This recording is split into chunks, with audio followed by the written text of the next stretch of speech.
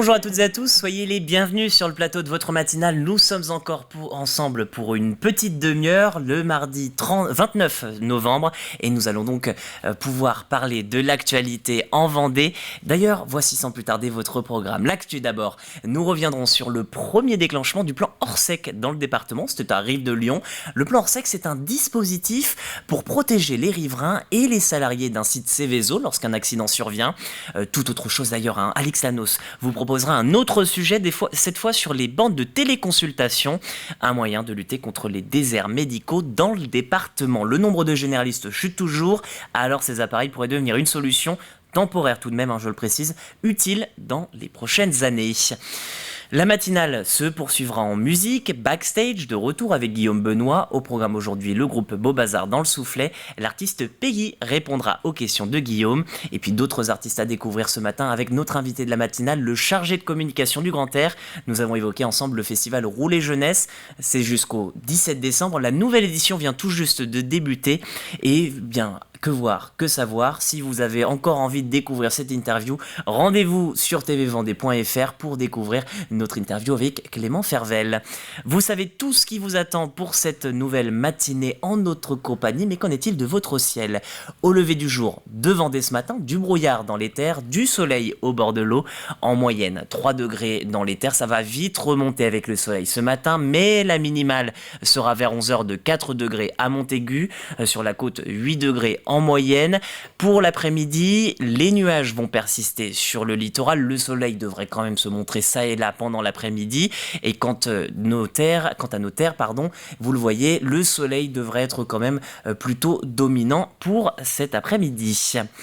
On passe aux marées. La marée remonte en ce début de journée, 8h45, dans quelques minutes, à peine 13 pour le pic de cette première marée haute de la journée. La seconde, c'est ce soir sur les coups de 21h44. Côté coefficient, prévoyez de plus en plus petit, 66 puis 62. On va flirter avec la barre des 50 en fin de semaine. Vous le voyez sur votre écran pour les marées basses. La première, c'était cette nuit, peu après 2h, et à 14h43, vous pourrez profiter de la prochaine. Dès à présent, en revanche, vous pouvez profiter de vos marchés du jour. Beaucoup de rendez-vous à venir. Noirmoutier-en-l'Île, Saint-Hilaire-de-Riez, on va y revenir d'ailleurs dans quelques instants, Saint-Gilles-Croix-de-Vie, Brême-sur-Mer, les Sables-d'Olonne, Talmont-Saint-Hilaire, dans les terres Dompierre-sur-Yon, La Roche-sur-Yon, Landronde, Chantonnay, Vendrennes ou encore Saint-Laurent-sur-Sèvre. Et je vous parlais donc de Saint-Hilaire-de-Riez. Le marché de Sion est prévu tous les vendredis, mais aussi les mardis. C'est aujourd'hui donc, c'est place Vivi-Burgo, de 8h à 13h. Restez donc avec nous, il vous reste encore plein de temps derrière jusqu'à 13h pour faire vos emplettes, mais faites le plein donc d'infos, c'est tout de suite avec votre flash.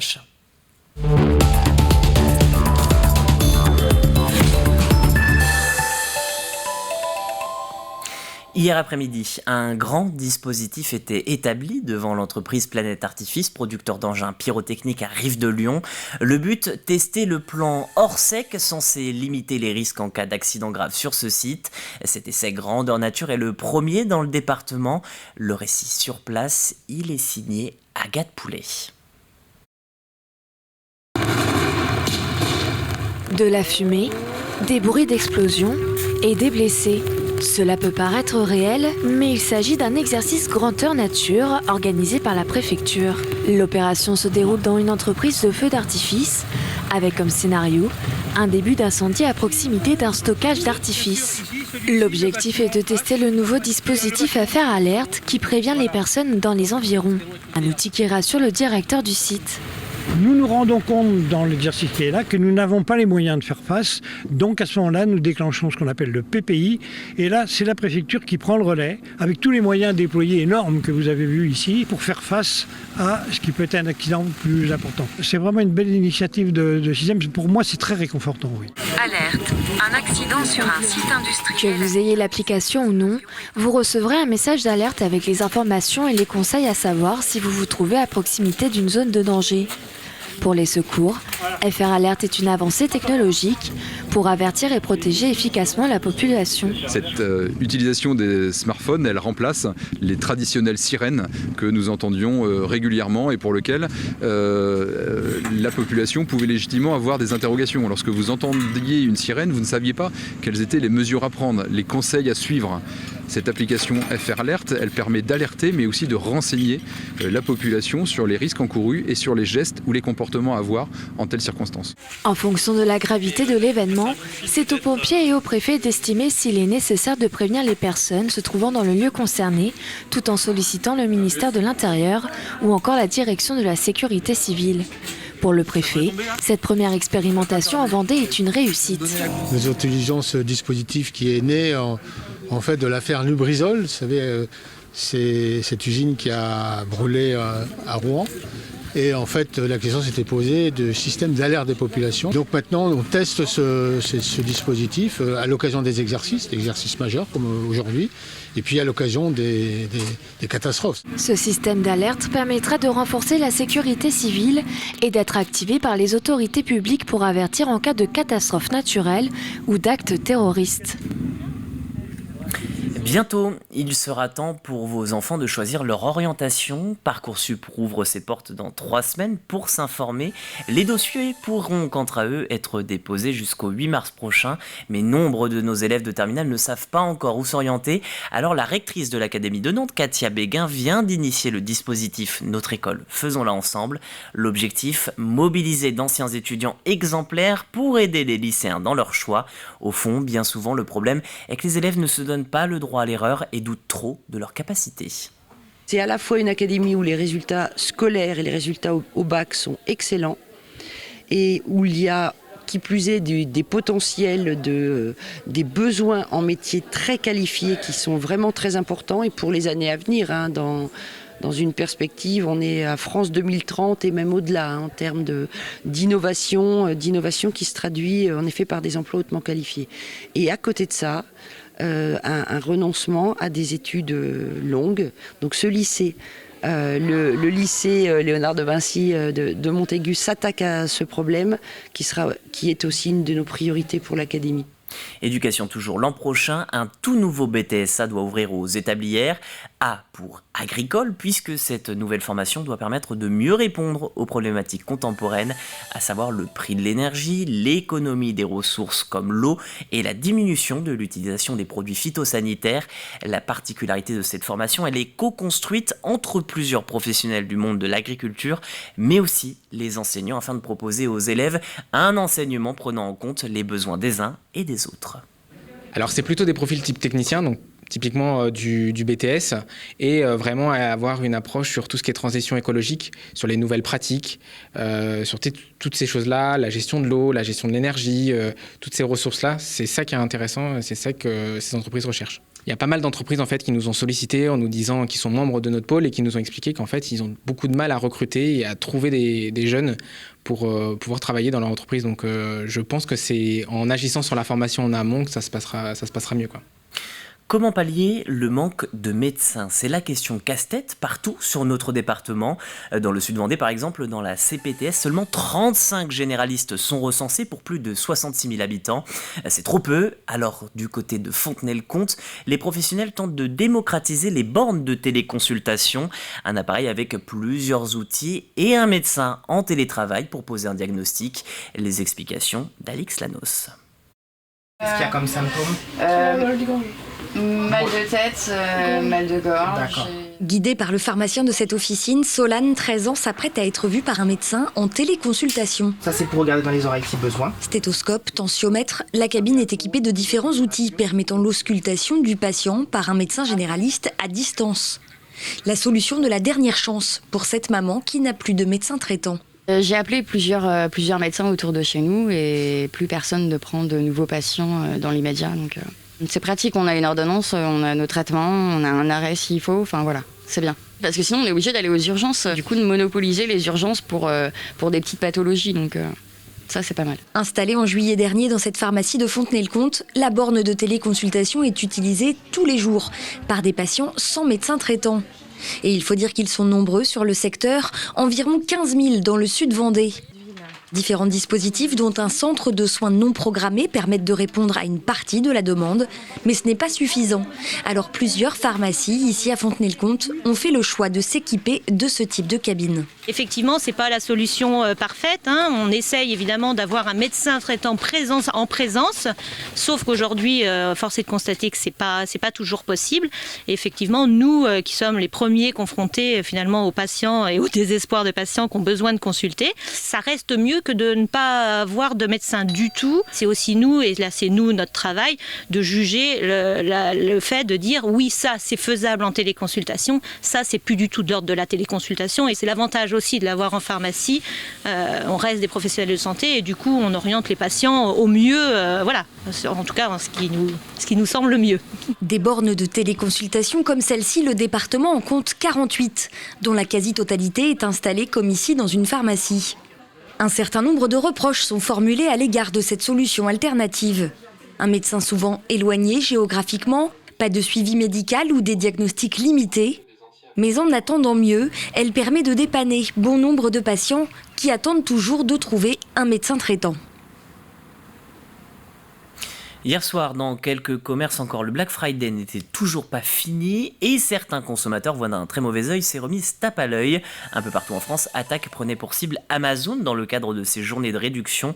À La Roche-sur-Yon, ce samedi par exemple, les militants ont mis hors service symboliquement les Amazon Lockers, ces casiers qui permettent de récupérer à toute heure les commandes, l'occasion de pointer du doigt les dérives de ce système. Amazon profite de ce moment particulier qu'il a plus ou moins créé pour vendre des produits à bas prix, pour faire des promotions assez intenses. Et ça favorise une surconsommation qui est destructrice de surconsommation de ressources naturelles notamment. Et si Amazon a justement autant de pouvoir dans le monde, c'est parce qu'elle se comporte pas de manière légale. Elle fraude massivement à l'impôt, elle n'a pas payé d'impôt sur les sociétés en France. D'un point de vue social, c'est une catastrophe. 44% des salariés de chez Amazon sont intérimaires. Au Point et Survie, l'association Mada Survie organisait un marché des arts, une manifestation à but humanitaire sur 3 jours qui se tenait à la salle de la Martelle. Dans les travées peinture, sculpture, 40 artistes étaient présents pour cette 20e année d'existence. Chacun a remis gracieusement une œuvre de sa création afin d'aider l'association à financer la construction mais aussi la réhabilitation de classes d'école à Madagascar. Vous savez que Madagascar, c'est le 4e pays le plus pauvre au monde et donc là-bas c'est très très difficile, donc on aide ce pays et la volonté de notre association c'est d'aider à la scolarisation des enfants malgaches. Nous avons envoyé depuis 20 ans de l'ordre de 122 000 euros. Donc ça vous situe sur 20 ans à peu près ce que nous pouvons récupérer comme fonds. Voilà, c'est à peu près 6-8 000 euros par an. Une idée de sortie pour le 1er janvier. L'association Les Bains de Saint-Gilles-Croix-de-Vie organise son 7e premier bain de l'année. Après 2 ans d'interruption pour cause de Covid, rendez-vous est pris sur la grande plage. Un rendez-vous d'ailleurs qui attire de plus en plus de courageux. Ils étaient 250 lors de la première édition et plus de 1800 baigneurs se sont jetés à l'eau en 2020. Il faut dire que l'atmosphère attire toujours autant. Je pense que le dénominateur commun, c'est un petit peu de folie, mettre un petit peu un grain de folie, se lâcher complètement et venir partager un moment de délire, parce que c'est le terme, quand on regarde les images, les gens chantent, les gens dansent, les gens hurlent, ils crient sur la plage. Certains mettent qu'un orteil pendant 3 secondes, d'autres se baignent pendant 10 minutes. Et avec un dénominateur commun, c'est que effectivement les déguisements sont magnifiques sur la plage, parce que les gens viennent déguiser pour se lâcher encore plus. Et si vous êtes intéressé, inscription sur le site internet de sgxv.fr ou dans les 2 magasins SGXV de la ville. Et pour finir cette édition, un mot détaillé de vos conditions pour ce matin. Je vous parlais des 3 degrés à 9h, peu après le lever du soleil, et surtout du brouillard. Il va se lever, le mercure va remonter un peu. Vous le voyez sur cette carte, 5 degrés en moyenne dans la matinée à l'est du département, avec une maximale de 6 degrés dans les terres. lumière du côté de la Roche-sur-Yon, minimal 4 degrés, c'est pour Montaigu. Prenez le temps donc de dégivrer ce matin, certains pare-brises pourraient être blancs comme neige. Le soleil devrait quand même percer entre deux nuages lors de cette matinée. À l'ouest, même constat dans le ciel, mais des températures un peu plus douces, 11 degrés dans les îles et 8 du côté de Saint-Jean-de-Mont jusqu'à Jars-sur-Mer sur la façade atlantique. Cet après-midi, 11 sur le continent, 13 sur la côte pour rappel. Voilà, vous avez toute l'actualité pour cette journée, mais restons ensemble. Il nous reste encore de nombreuses choses à découvrir, notamment votre chronique asso du jour. Colline vous fera découvrir la banque alimentaire, c'était la collecte nationale le week-end dernier. Le mot d'ordre, rejoignez les bénévoles. Puis comme chaque matin, votre extrait du jour, Backstage avec Guillaume Benoît. Ce matin, c'est musique avec le groupe Beau Bazar dans le Soufflet, l'occasion de lever le voile sur leur tout dernier spectacle. Mais avant tout ça, un dernier point sur les informations, c'est le plus de l'info du jour.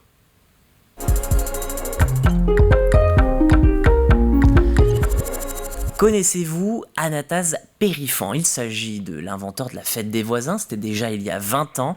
Et aujourd'hui, Anatase revient avec une nouvelle idée, l'initiative L'heure civique. L'idée de donner de son temps, seulement 1 heure, pour des voisins ayant des difficultés ou des courses à réaliser. Avec la Charente-Maritime et la Somme, la Vendée fait partie des 3 premiers départements à participer à ce dispositif. Et je vous enjoins à le découvrir, c'est dans votre Plus Info du jour.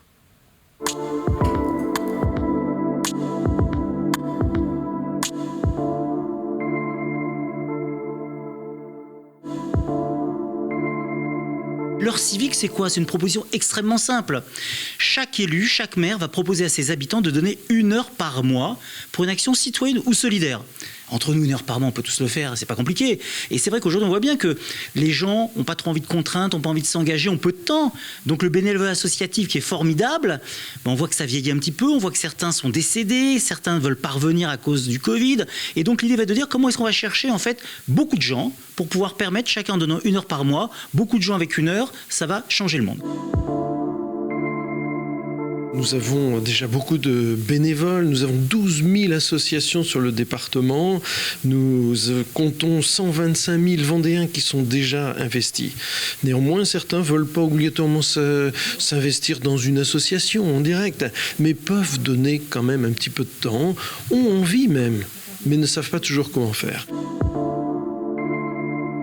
Très clairement, la Vendée est une terre de solidarité, mais notre société continue à évoluer et nous ne voudrions pas que demain il y ait dans nos territoires, dans nos villes, dans nos villages, des personnes isolées. Nous savons d'autre part qu'il y a aussi plein de bonté chez les Vendéens, y compris chez ceux qui arrivent chez nous. Et donc l'idée, c'est de pouvoir donner 1 heure de son temps, par quinzaine, par mois, en étant au service finalement de l'autre. Donner aux autres est tellement valorisant. L'heure civique vient de démarrer, la Vendée est dans les 3 premiers départements avec la Charente-Maritime et avec la Somme à avoir démarré. Le Finistère rejoint, j'ai eu en fait aussi un accord de la Mayenne. Voilà, donc on a plusieurs départements qui vont rejoindre, une centaine de villes se sont déjà inscrites. Je pense à des profils totalement différents. Une mère de famille qui travaille, qui a 2 enfants et qui est débordée, mais qui dit j'ai quand même envie d'aider. Elle va donner 1 heure, on va dire c'est super formidable. Ça peut être un jeune retraité qui va dire moi j'ai envie de donner 1 heure, mais pas par mois, un peu plus. Je me souviens de ce volontaire qui me disait mais moi c'est mon adrénaline, j'en ai besoin. Il allait aider effectivement une personne aveugle, aller faire ses courses, c'était magnifique. Et il me dit moi j'en veux beaucoup plus qu'1 heure par mois. Chacun fera ce qu'il a envie de faire, chacun inventera les gestes de solidarité qui lui conviennent. Si je suis plutôt bricoleur, je vais aller bricoler. Si j'aime plutôt la lecture ou le chant, je vais aller aider. Voilà, il y a plein de choses différentes. On a envie que la Vendée soit une locomotive. Chacun a de la valeur, chacun peut être utile à l'autre. Je peux être jeune, je peux être riche, moins riche, peu importe. On peut tous être utiles à l'autre et ça c'est un vrai message positif, on en a besoin.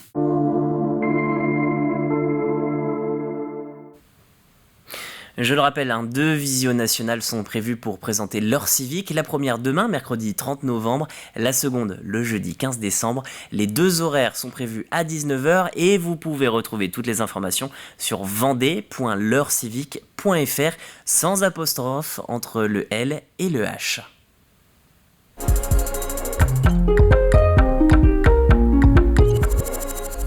Nous vous l'annoncions, direction les herbiers pour rejoindre les bénévoles de la Banque Alimentaire. Colline Davy a rencontré Bernard Mettet, le président vendéen de cette association, à l'occasion de la collecte nationale la semaine dernière. Ils ont besoin de vous, l'objectif que chacun puisse manger 3 repas par jour, y compris les plus précaires. Bonjour à tous, comme vous le voyez, aujourd'hui on se retrouve avec la Banque Alimentaire parce que c'est le week-end de collecte. C'était le week-end de collecte ce week-end. C'est une collecte qui a lieu sur tous les magasins, les grandes surfaces de la Vendée. Et à quoi elle sert justement cette collecte ? Alors bonjour Colline, merci d'être venue nous rejoindre ici aux herbiers. C'est pas qu'en Vendée la collecte, je tiens à le préciser, c'est toute la France et tous les territoires d'outre-mer qui se rapportent à la France. Donc c'est une collecte nationale qui veut faire en sorte que ce soit également un acte citoyen, une sensibilisation de tout le grand public aux problèmes des plus démunis. Et les problèmes des plus démunis sont vastes, mais nous, c'est plus particulièrement l'alimentaire et qu'on sensibilise et à travers ce week-end tout le monde et on souhaite récupérer de la nourriture. Et alors, vous m'expliquiez qu'il n'y a pas seulement ce week-end, la Banque Alimentaire, elle travaille toute l'année en fait. La Banque Alimentaire travaille du 1er janvier au 31 décembre, car comme nous tous, les gens qui sont en difficulté, eh bien mangent et souhaiteraient manger 3 repas par jour, ce qui n'est pas toujours possible. Mais si au moins on peut leur en donner 1 par jour, équilibré, ce serait super bien. Ce serait effectivement pas mal. Et alors pour ça, comment on peut participer ? On peut faire des dons toute l'année, on peut être bénévole. Qu'est-ce qui vous manque en fait ? Alors on parlait du week-end actuel. Ce week-end, on va récolter à peu près 10% de ce que l'on va distribuer. Donc vous imaginez bien qu'il y a 90% de nourriture à trouver. Alors ces 90%, eh bien on fait encore appel à la générosité de tous. Tout le monde peut donner toute l'année. Et puis il y a les producteurs, et il y a les industriels. Et il y a les grands magasins, il y a plein de gens qui donnent. Il nous faut trouver, pour nous en Vendée, je vais ramener ça au département de la Vendée, la nourriture pour 7000 bénéficiaires environ à nourrir du 1er janvier 31 décembre, comme je vous le disais, ce qui représente environ 1200 tonnes par an. Et bien vous l'avez compris, si vous souhaitez aider la Banque Alimentaire, n'hésitez pas à les contacter avec les coordonnées qui vont s'afficher. Et moi en attendant, je vous laisse, je vais aller les aider à faire la collecte.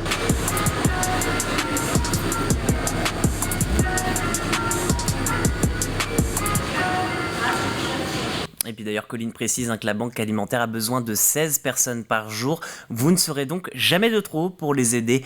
Tous les postes sont concernés, de l'ingénieur au gestionnaire, de la communication à la prospection d'entreprise. Vous pouvez tous aider à votre manière.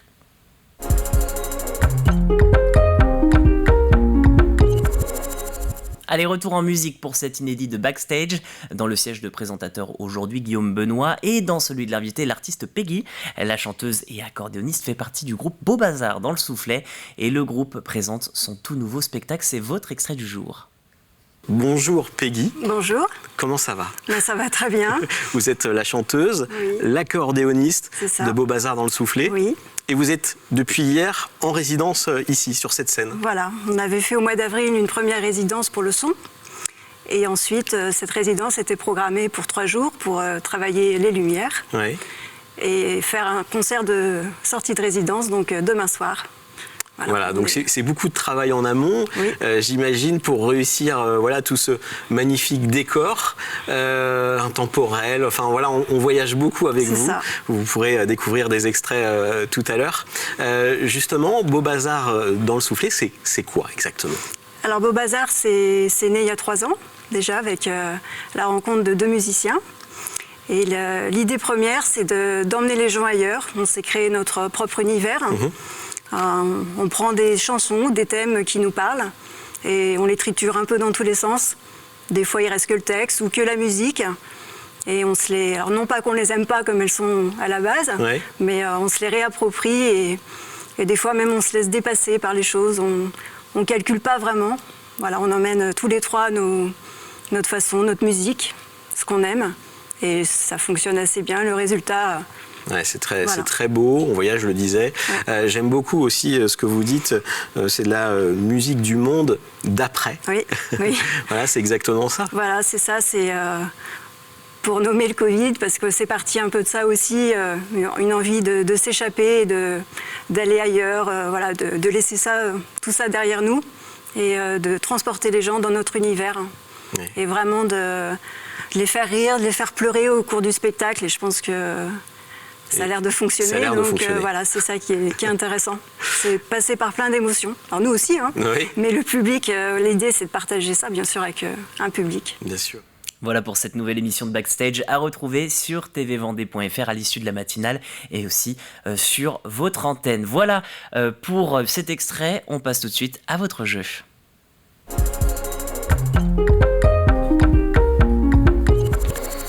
Le jeu de la semaine, alors si vous ne le connaissez pas encore, c'est l'occasion de découvrir la question.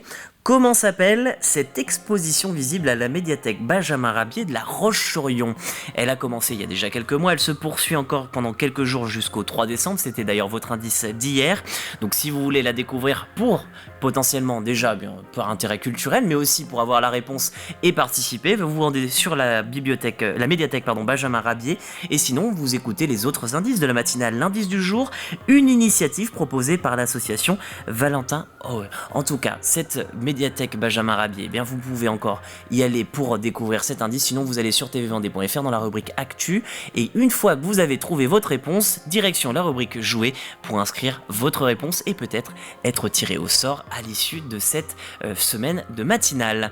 Voilà pour ce 29 novembre, c'est ainsi que se termine cette matinale. On se retrouve bien sûr dès demain matin, de bonne heure et de bonne humeur. À demain.